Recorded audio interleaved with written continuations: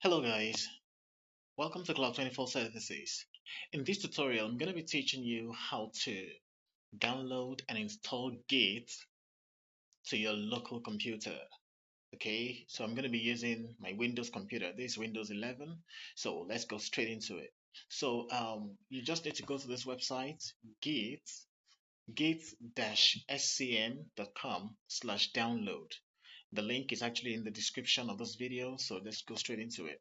So we have git-scm.com/download. So if you're using a Mac OS, this is it. You can click here to go into it.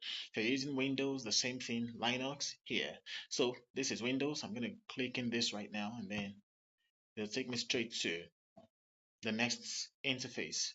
Here it says click here to download the latest. So I just click here to download the latest. So I'll wait for this to download, and then I'll be there in no time.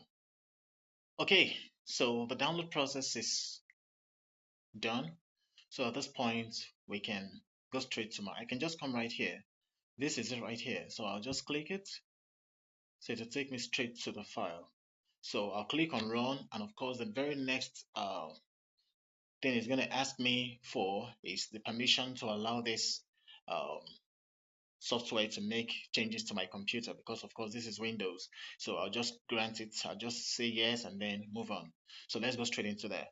Click on run. As you can see, I'll just click yes. Okay, once I click yes, I'm just going to go straight with I'll just agree with their default. All I need to do is just click next, next, next, next, next till the end. So I'll just keep going like this. Next, next, continue to click next, next, next, next, next, next, next. Just keep on clicking next. Nothing to change, nothing to alter. Just next, next all the way through.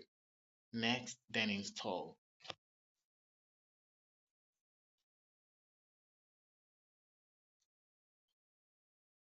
So once this is successful, it is automatically recognizable on your system, on your local computer. So the installation process is of course finished or almost finished. Wait for it.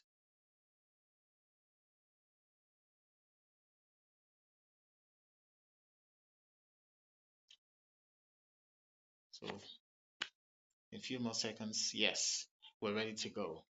Okay, so the very next thing I'm going to do right now is to click on finish. That is it. Yes, so I'm just going to go straight to my command prompt. I'll just click Windows R. Okay, then so I'm going to click CMD, type in CMD, then of course okay. So I'm going to type in git here. If it is recognized, that means it has been successfully installed. As you can see, we see all of this junk of text. It means that Git has been successfully installed on your computer. So if you've done this to this point, congratulations, you now have Git on your computer. So like the video and please subscribe to this channel. Thank you very much. I appreciate you.